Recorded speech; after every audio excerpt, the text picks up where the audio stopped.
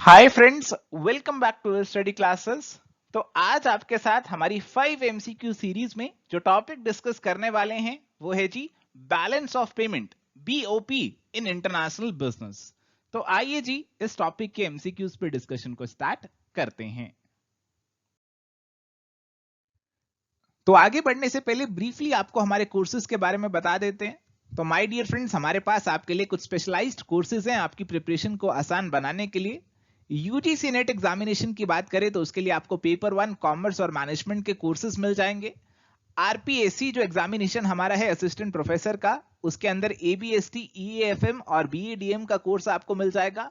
और यूपीएचईएसी का कॉमर्स का जो पेपर का कोर्स है वो भी आपको हमारी वेबसाइट से, हमारी ऐप पे मिल जाएगा।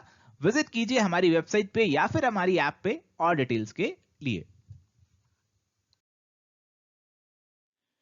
तो चलिए शुरुआत करते हैं हमारे पहले सवाल से।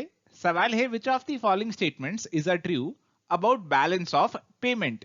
बीओपी के बारे में कौन सी स्टेटमेंट्स यहां पे सही हैं? It is a systematic record of all the economic transactions between the residents of one country with the residents of the other country in a financial year. Central banks of each country prepare BOP records as per the format given in IMF's BPM6 manual. All the figures are expressed in rupees. BOP statement helps the government to decide on fiscal and trade policies. तो एक बार video को pause कीजिए, सोचिए answer क्या होना चाहिए और फिर आगे बढ़िए। तो माय डियर फ्रेंड्स, अगर आपने सोचा था ऑप्शन सी आंसर होगा तो आपका आंसर यहां पे बिल्कुल सही है। देखो सेकंड स्टेटमेंट जो है वो आपकी कुछ हद तक तो सही है। हमारे जो सेंट्रल बैंक है वो बीओपी रिकॉर्ड्स को मेंटेन करते हैं और इसका फॉर्मेट जो है आईएमएफ के balance of payment and international investment manual 6 के अंदर जो है वो प्रोवाइड किया गया है। बीपीएम 6 मैनुअल के अंदर प्रोवाइड किया गया है, जिसके अंदर सभी फिगर्स को रुपी के अंदर नहीं बल्कि यूएस डॉलर के अंदर एक्सप्रेस किया जाता है। इसीलिए आपकी सेकंड स्टेटमेंट गलत हो जाती है। पहली दो स्टेटमेंट बिल्कुल लॉजिक, पहली और आखिरी स्टेटमेंट बिल्कुल लॉजिकल है। बीओपी के बारे में एक सिस्टमेटिक रिकॉर्ड है और हमारी गवर्नमेंट को पॉलिसीज बनाने में मदद करता है। इसीलिए आंसर यहां पे ऑप्शन सी का बनेगा। चलिए, तो अगला सवाल है असर्शन रीजनिंग का। असर्शन दी है, the flow on capital account is always long term. Reason है, the capital account records all international transactions that involve a resident of the country concerned changing either his assets with or his liabilities to a resident of the another country. तो capital account के बारे में basically बात हो रही है और आपको बताना है कि कौन सा ऑप्शन यहां पे सही है। तो यहां पे हो सकता है आप थोड़ा सा कंफ्यूज हुए हो असर्शन वाली स्टेटमेंट के अंदर। देखो, असर्शन वाली स्टेटमेंट यहां पे गलत है। बीओपी के अंदर करंट अकाउंट है, कैपिटल अकाउंट है। कैपिटल अकाउंट जो है वो आपका उन ट्रांजैक्शंस को रिकॉर्ड करता है जहां पे आपके एसेट्स और लायबिलिटीज के अंदर कुछ परिवर्तन आ रहा है, कुछ चेंज यहां पे आ रहा है। अब यहां पे आपके जो एसेट्स और लायबिलिटीज का चेंज है, जरूरी नहीं है कि वो आपके लॉन्ग टर्म एसेट्स और लॉन्ग टर्म लायबिलिटीज ही होंगे। कैपिटल अकाउंट का फ्लो हमेशा जरूरी नहीं है कि लॉन्ग टर्म ही होगा, वो शॉर्ट टर्म भी हो सकता है। अगर आपके कोई एसेट्स अराइज हो रहे हैं जिनकी मेच्योरिटी 1 साल से पहले होने वाली है, they are basically going to be short term assets, तो आपका फ्लो शॉर्ट टर्म हो गया। बट अगर आपने कोई लॉन्ग टर्म लोन लिया है तो फिर आपका यहाँ का जो फ्लो है वो लॉन्ग टर्म माना जाएगा। तो इसीलिए असर्शन आपकी हो जाती है गलत। रीजनिंग वाली जो स्टेटमेंट है वो इंडिपेंडेंटली सही है कि इसके अंदर ऐसी ट्रांजैक्शंस आती हैं जिसपे एसेट्स और लायबिलिटीज का इफेक्ट हमें देखने को मिलता है, और इसीलिए आंसर होगा option number D, only are is true.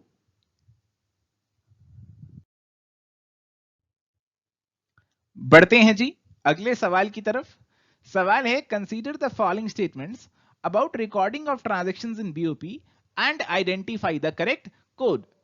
Statement 1 है, if a transaction earns foreign currency for the nation, it is a credit and is recorded as a plus item. तो बीओपी अकाउंट जो है ना, उसके ऊपर ये सवाल आपसे पूछ रहा है। कुछ कह रहे हैं कि अगर कोई ट्रांजैक्शन फॉरेन करेंसी कमा कर दे रहा है तो हमारे लिए क्रेडिट है, प्लस आइटम है। सेकेंड स्टेटमेंट है, if a transaction involves spending of the foreign currency, it is a debit and is recorded as a negative item. तो आपको बीओपी के डेबिट क्रेडिट रूल्स के बारे में पता है क्या? प्लस माइनस रूल के बारे में पता है क्या? अगर पता है तो इसका आंसर आप जल्दी से हमें बता दीजिए। तो अगर मेरे प्यारे दोस्तों आपने सोचा था इसका आंसर होने वाला है ऑप्शन नंबर सी, क्योंकि दोनों स्टेटमेंट सही हैं, तो आपने बिल्कुल सही पहचाना। आप याद कर लीजिए कि अगर आपकी कोई ट्रांजैक्शन फॉरेन करेंसी कमा कर दे रही है तो ये हमारे बीओपी में क्रेडिट साइड पे आपको दिखेगा। बेसिकली ये हमारी फॉरेन करेंसी को बढ़ाने वाली आइटम है और इसीलिए इसे प्लस आइटम की तरह शो किया जाएगा। अगर कोई ट्रांजैक्शन में हमारी फॉरेन करेंसी घट रही है, हमने इंपोर्ट की है, उसकी पेमेंट करनी है, फॉरेन करेंसी घटने वाली है, वो आपकी डेबिट आइटम होगी और उसे नेगेटिव फॉर्म में शो किया जाएगा। और इसीलिए आंसर यहां पे बनेगा option C, both the statements are true.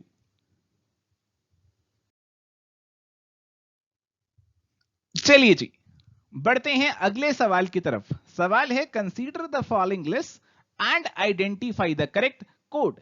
Match the following का सवाल है। दो लिस्ट हमें यहां पे दे रखी हैं और हमें करनी है जी इनकी मैचिंग।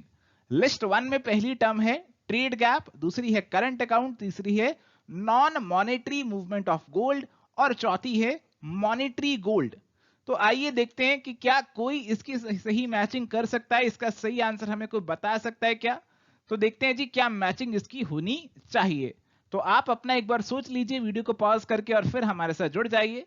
देखो जी, ट्रेड गैप, ट्रेड गैप का मतलब है कि आपकी ट्रेड में क्या गैप है, एक्सपोर्ट्स माइनस इंपोर्ट्स। तो सीधा सीधा जो है आपका ये ऑप्शन नंबर वन से मैच हो जाएगा। करंट अकाउंट जो है वो आपका बड़ा है, उसके अंदर आपका ट्रेड गैप तो आएगा ही आएगा। इसके अलावा आपके जो करंट ट्रांसफर्स हैं, यूनिलेटरल ट्रांसफर्स इन्हें बोला जाता है, आपको बाहर से कुछ ट्रांसफर इनकम मिली है। इसके अलावा आपने बाहर से कोई इन्वेस्टमेंट पे इनकम कमाई है, कोई प्रॉफिट कमाए हैं, कोई इंटरेस्ट कमाया है, वो भी करंट अकाउंट के अंदर आएगा। तो इसीलिए ये आपका थर्ड से मैच हो जाएगा। और इसके बाद है आपकी मूवमेंट ऑफ गोल्ड। देखो जी, मूवमेंट ऑफ गोल्ड दो तरीके की हो सकती है। एक तो है non monetary movement of gold और दूसरी है मॉनेटरी गोल्ड। देखो जो गोल्ड है ना, गोल्ड जो है एक तो हमारे ऑफिशियल रिजर्व्स का पार्ट है।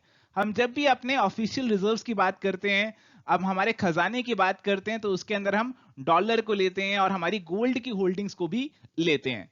तो अगर हम इसे ऑफिशियल रिजर्व्स का पार्ट बना रहे हैं तो हम इसे मॉनेटरी गोल्ड बोलते हैं, यानी कि पैसे की फॉर्म में ये गोल्ड हमारे पास पड़ा हुआ है, एक तरह का हमारा पैसे का रिजर्व ये बना हुआ है। तो इसीलिए हम इसे मैच कर देंगे हमारे ऑफिशियल रिजर्व से। और दूसरा गोल्ड वो है जो कि आप और मैं सब पहनते हैं, जो कि हमारा नॉर्मली दुकानों पे बिकता है। It is non monetary movement of the gold. तो आपने बाहर से गोल्ड इंपोर्ट कराया, ज्वेलरी इंपोर्ट कराई, तो ये नॉर्मल ट्रांजैक्शन है, इंपोर्ट के अंदर आएगी, करंट अकाउंट के अंदर आएगी। तो ये आपका मैच हो जाएगा 4 से। तो आपकी मैचिंग यहां पे बनी, कौन सी मैचिंग बनी आपकी यहां पे? ऑप्शन नंबर, आप यहां पे देखेंगे तो ऑप्शन नंबर सी जो है वो आपकी यहां पे करेक्ट मैचिंग बनने वाली है। तो जैसा कि यहां पे हम देख सकते हैं हमारा आंसर यहां पे बन गया है ऑप्शन नंबर सी का।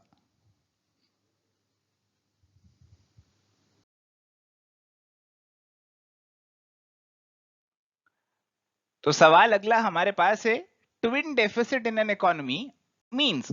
ट्विन डेफिसिट का क्या मतलब होता है? और ऑप्शंस आपको दी हैं, current account deficit, fiscal deficit, capital account deficit, budget deficit. इन सब को लेकर ऑप्शंस आपको दी हैं।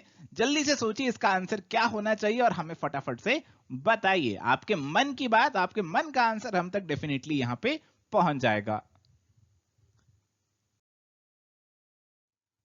तो देखो जी, अगर आपने सोचा था कि ट्विन डेफिसिट का मतलब है कि हमारी इकोनॉमी को दोनों तरफ डेफिसिट फेस करना पड़ रहा है। कौन सी दोनों तरफ? देखो, एक तो हमारी जो बैलेंस ऑफ पेमेंट है, बीओपी जो है, उसके अंदर डेफिसिट फेस कर रहे हैं, करंट अकाउंट डेफिसिट फेस कर रहे हैं। और दूसरी तरफ जो हम अपना बजट तैयार कर रहे हैं वहां पे भी घाटा फेस कर रहे हैं। उस डेफिसिट को फिस्कल डेफिसिट बोला जाता है। तो एक इकोनॉमी के लिए बहुत ही चैलेंजिंग सिचुएशन है कि दोनों तरफ डेफिसिट्स अराइज हो रहे हैं और उनको कैसे यहां पे मीटअप किया जाए। तो ट्विन डेफिसिट का मतलब है high current account deficit and high fiscal deficit, यानी कि ऑप्शन ए आपका आंसर यहां पे बनेगा। तो ये थे आज के सवाल। आपका होमवर्क का सवाल है, where are unilateral transfers shown in balance of payment? Answers comments के थ्रू बताइए। So thank you my dear friends for your time. अगर आपको आज कुछ नया सीखने को मिला तो जरूर अपना प्यार इस वीडियो पे दिखाइए, लाइक शेयर सब्सक्राइब कीजिए। और अगर आपको ये क्वेश्चंस का पीडीएफ चाहिए, हमारे टेलीग्राम चैनल पे आपको मिल जाएगा। और इसके अलावा आप हमारी फ्री लर्निंग ऐप भी डाउनलोड कर सकते हैं। हमारे कोर्सेज के बारे में, हमारे बारे में और जानकारी के लिए कांटेक्ट कर सकते हैं हमें। मेल आईडी और फोन नंबर भी आपको यहाँ पे प्रोवाइड किया गया है। Bye bye, take care, all the best and keep working hard.